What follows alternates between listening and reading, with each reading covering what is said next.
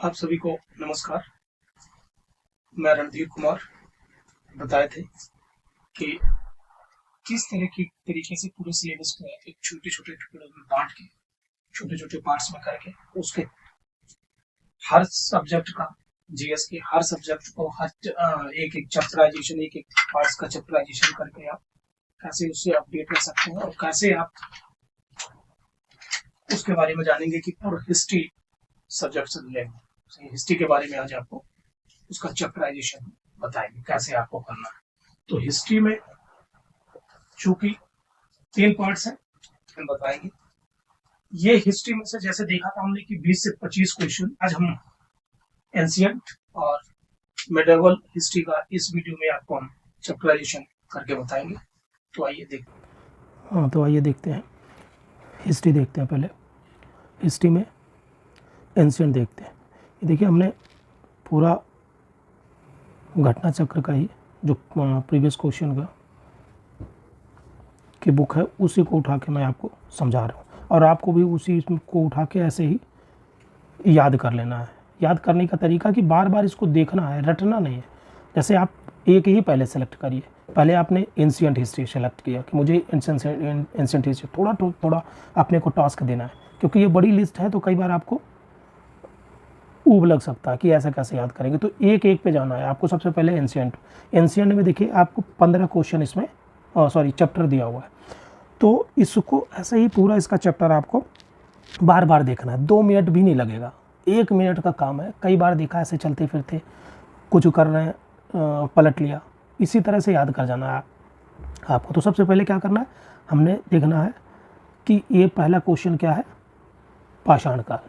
पाषाण काल, फिर उसके बाद सिंधु सभ्यता, फिर वैदिक काल, ऐसे ही याद करना है। ये घटना चक्र का जो यूपीपीएससी द्वारा एग्ज़ाम के लिए एक अलग ये निकाली गई है। इसमें यूपीपीसीएस आरओ मेंस यूपीपीसीएस के वही है, इसमें अदर स्टेट नहीं है। उसी की ये मैं बुकलेट से मैं विशेष सूची आपको दिखा रहा हूँ। इसमें झारखंड एमपी वाली में थोड़ा सा अलग दिया हुआ है, जिसमें झारखंड एमपी छत्तीसगढ़ मध्य प्रदेश सब दिया हुआ है, तो उसका थोड़ा सा अलग है, लेकिन ये थोड़ा सा बिल्कुल कम है और सटीक है। तो इसमें से ही देखना है आपको कि देखिए पहले पाषाण काल हो गया, सिंधु सभ्यता, वैदिक काल, जैन बौद्ध, फिर उसके बाद शैव भागवत धर्म, 6ठी शताब्दी ईसा पूर्व, राजनीतिक दशा, यूनानी आक्रमण, मौर्य काल, फिर मौर्योत्तर काल, गुप्त काल, यम गुप्तोत्तर काल, प्राचीन काल में स्थापत्य कला, दक्षिण भारत, चोल चालुक्य पल्लव संगम, फिर प्राचीन साहित्यकार, पूर्व मध्यकाल। एकदम इसी तरह से आपको ये लिस्ट बस बार बार आप देख लेंगे, बस ऐसे देख लेंगे, याद हो जाएगा। इससे फ़ायदा बड़ा होगा ये कि आपको पूरा एंशिएंट ऐसे आपके दिमाग में आ गई कि अच्छा इस पे आप ये चैप्टर आपके दिमाग में रहने से आपको आपका मूल्यांकन भी इसमें होता रहेगा कि अच्छा पाषाण काल में अच्छा ये चैप्टर हुए हैं, ये अच्छा ये क्वेश्चन आया हुआ है, ऐसा हुआ है, ये आना है, शायद ये नहीं पढ़ा है। आप कोई बुक पढ़ रहे हैं, कहीं भी पढ़ रहे हैं, तो वो जो क्वेश्चन अलग से आएगा तो आपको पता चलेगा अच्छा ये नया क्वेश्चन मुझे मिला। तो इस टाइप से आपको चीज़ें आपके दिमाग में आती रहेंगी। रिवीजन करना भी बहुत आसान होगा, ठीक है। तो ये चीज़ करने का बहुत बड़ा फ़ायदा है। आपको हो सकता है एक बार लगे कि यार ये बेकार का काम है, या इतनी बड़ी लिस्ट कैसे याद किया जाए। तो भाई ये सबसे ज़्यादा ज़रूरी है कि आप जब किसी सब्जेक्ट का क्वेश्चन मतलब आपको चैप्टर नहीं पता है तो सामान्य सी बात भी, भाई चैप्टर नहीं पता, और ये बहुत विशेष भी बात है कि चैप्टर पूरे आपको पता है, तो फिर इसका मतलब आपको कहाँ है उस सब्जेक्ट में आपको ये अंदाज़ा लगता रहेगा कि मुझे पाषाण काल में ये क्वेश्चन आए हुए हैं और मुझे आ रहा है कि नहीं आ रहा है, सिंधु सभ्यता में से क्या आ रहा है, कितना क्वेश्चन आया हुआ। सारा चीज़ आप बिल्कुल उस चैप्टराइजेशन आपके दिमाग में होने की वजह से उस पूरे सब्जेक्ट का आप ऑपरेशन करके बैठ गए। आप जब भी 2 मिनट टाइम दीजिए, पूरी चीज़ें आपके सामने होंगी। कौन कौन सा चैप्टर है, उसमें से पोषक क्या गया है, मुझे आता क्या है, और कोई किताब कहीं कोई नोट्स पढ़ रहे हैं तो उसमें से आपको अंदाज़ा लगेगा अच्छा ये नया बन सकता है क्वेश्चन। ये इतने फ़ायदे हैं। फिर अब आप आ जाइए, एंशिएंट हो गया, फिर उसके बाद देखते हैं मिडाइवल, मध्यकालीन भारत। मध्यकालीन भारत में ऐसे देखना है आपको। देखिए भारत पर मुस्लिम आक्रमण, दिल्ली सल्तनत, गुलाम वंश, दो चैप्टर।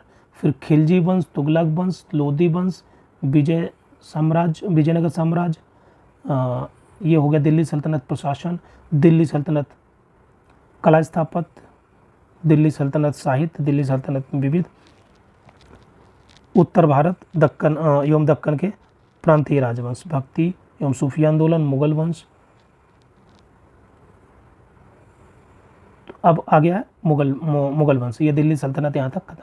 तो इसमें भी आपको देखना है, जब आप जाएंगे गुलाम वंश में, गुलाम वंश के जो शासक हैं उसमें से क्वेश्चन कौन सा आया है, जैसे इल्तुतमिश है या कुतुबुद्दीन ऐबक है और भी है जो, तो उनमें से किस में से क्वेश्चन आया है नहीं आया है, ये आपको इसके अंदर इसी घटना चक्र में मिल जाएगा।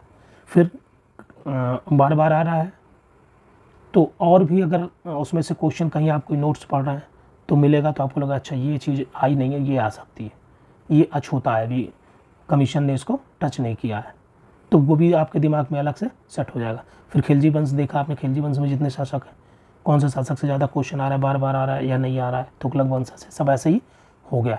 ये आपको पार्ट्स में बांटना है। यहाँ क्या हुआ है कि ये दिल्ली सल्तनत ये ख़त्म हो गया, यहाँ तक आपको अलग पार्ट्स बना लेना, ऐसे छोटा छोटा करके याद करना है आपको।